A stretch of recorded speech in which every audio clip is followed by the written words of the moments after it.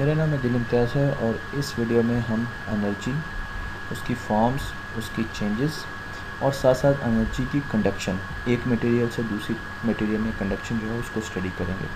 तो हमारे पास जो यहाँ पे ऑपरेटर्स हैं उसमें 3 थर्मोमीटर्स हैं हमारे पास, 2 ब्लॉक्स हैं, एक आयरन ब्लॉक है, एक ब्रिक है। अच्छा, अगर मैं एनर्जी सिंबल्स को क्लिक कर देता हूँ तो मुझे इसके अंदर एनर्जी स्टोर जो है वो भी नज़र आ जाएगी।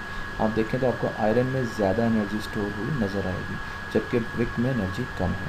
इसी तरीके से अगर हम पानी में देखें, ये बीकर में जो पानी है इसमें काफ़ी ज़्यादा एनर्जी स्टोर हुई है।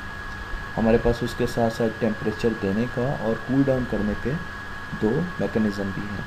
तो इसका मतलब कि हमारे पास 2 जो है ला के यहाँ पर रखकर, अगर इसका एरो जो है वो इस कलर का हो गया, जिस कलर का मटेरियल है, तो इसका मतलब ये इसकी मेजरमेंट ठीक आएगी। अभी देखें एरो वाइट है, जैसे मैं इसको ब्रिक में लाऊंगा तो ये रेड हो जाना चाहिए। अब इसका मतलब ये इन कॉन्टैक्ट आ गया, तो अब ये टेम्परेचर सही देगा।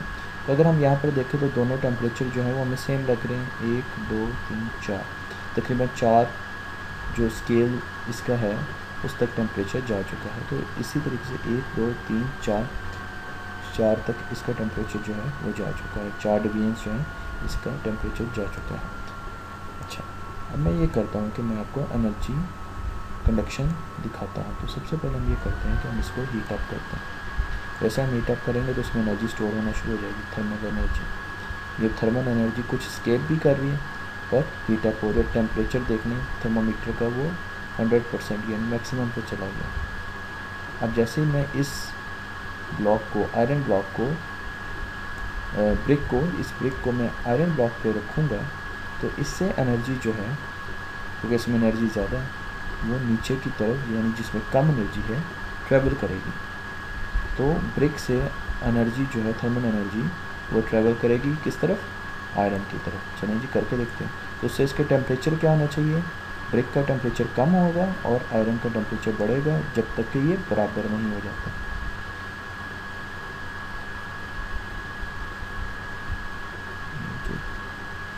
तो अब देखें कि यहाँ से ये जो थर्मल एनर्जी है वो नीचे, हमें इसको बड़े गौर से दिखा, और इनका टेम्परेचर जो है वो ऑलमोस्ट बराबर हो गया। अगर मैं इसको साइड पे रख के आपको दिखाऊं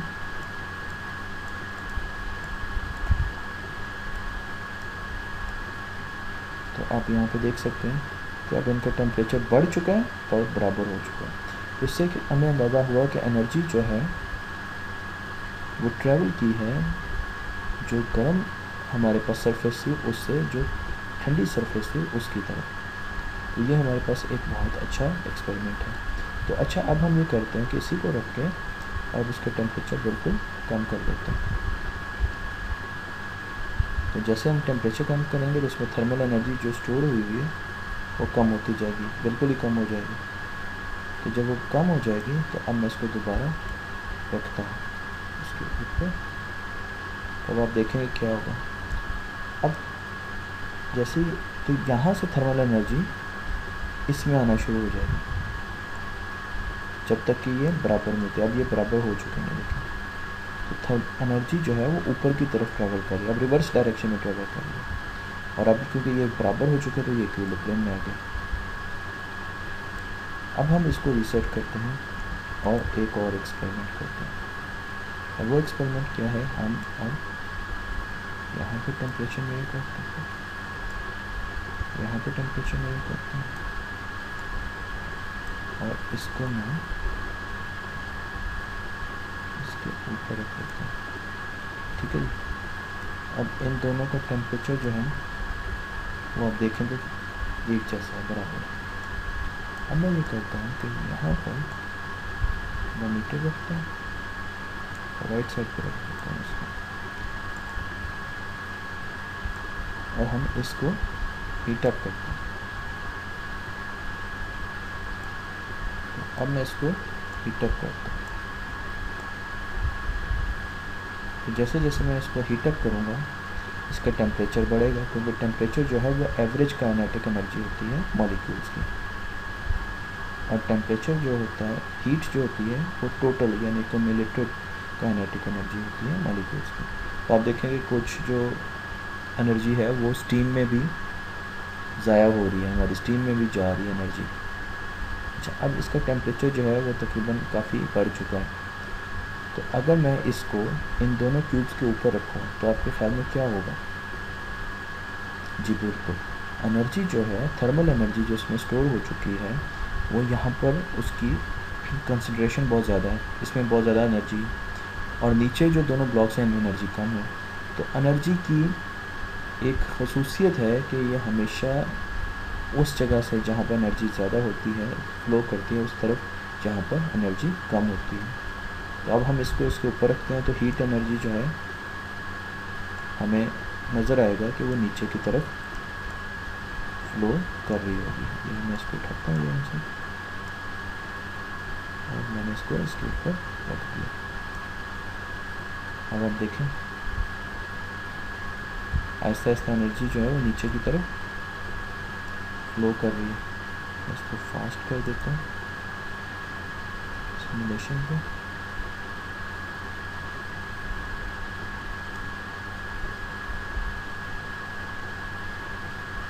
तो अब ये क्या होगा कि ये उस वक्त तक अपना टेम्परेचर जो है, जब तक ये बराबर नहीं करते, ये एनर्जी ट्रांसफ़र जो है इनके दरमियान होती रहेगी।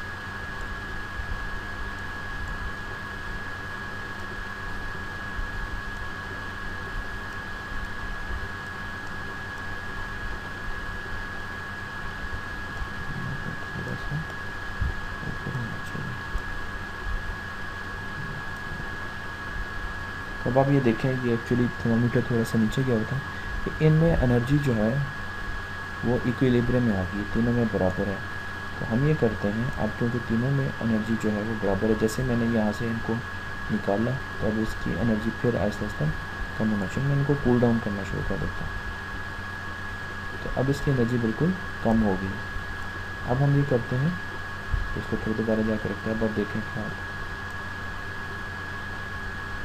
तो इन दोनों की एनर्जी कम हो रही है। ये देखें, ये अब उसके बराबर आएगी। तो हम एनर्जी रिलीज़ कर रहे हैं और अब आप देखें तो ये तकरीबन 1 2 3 4, ये भी 1 2 3 4, और इसको अगर मैं थोड़ा सा साइड पर लगा दूँ तो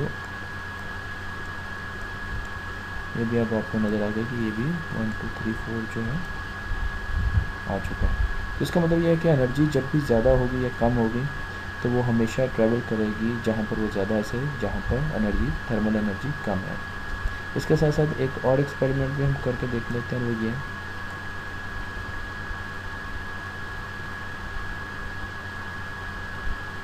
कि हम इन दोनों को अगर हीटअप करें तो आपके सामने ब्रिक पहले हीटअप होगा या पानी पहले हीटअप होगा? ब्रिक पहले हीटअप होगी। क्यों? क्योंकि एक तो इसकी डायमेंशन जो है वो कम है, तो इसलिए इसको बहुत कम हीट चाहिए इसका टेम्परेचर ऊपर ले जाने के लिए। तो हम ब्रिक को पहले हीटअप करते हैं थोड़ी देर के लिए। देखें फ़ौरन ही इसका टेम्परेचर, इसके बाद इसको बहुत कम एनर्जी चाहिए मैक्सिमम टेम्परेचर पे जाने के लिए। और अगर मैं वाटर को हीटअप करता हूँ तो इसको रिलेटिवली ज़्यादा टाइम चाहिए ऊपर जाने के लिए। ठीक है जी। अब मैं ये करता हूँ कि वाटर जो है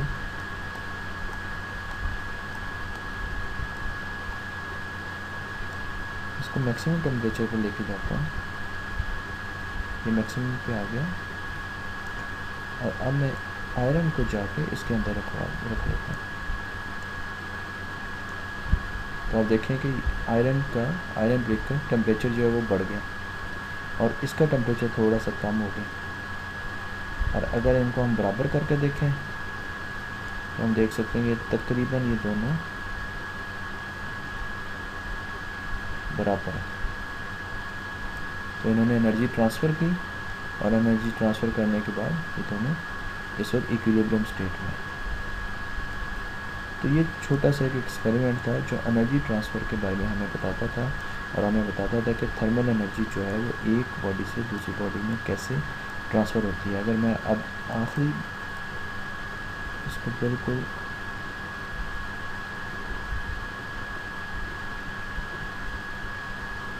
अब मैं इसको लेके जाऊँ तो देखें ये इसमें एनर्जी स्टोर हो जाएगी और ज़्यादा हो जाएगी।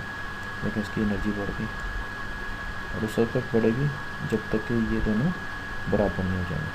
तो इसका मतलब ये है कि हम किसी भी ठंडी चीज़ को गर्म चीज़ के साथ जब इंटैक्ट करते हैं, ये हमारी रोज़मर्रा की एक ऑब्ज़र्वेशन भी है, मुशाहिदा भी है, तो वो जो ठंडी चीज़ होती है वो भी आहिस्ता आहिस्ता टेम्परेचर लेना शुरू कर देती है अगर वो हीट की कंडक्टर है, हीट को कंडक्ट करती है। अगर वो हीट की कंडक्टर नहीं है तो फिर उस पर ज़्यादा असर नहीं होगा।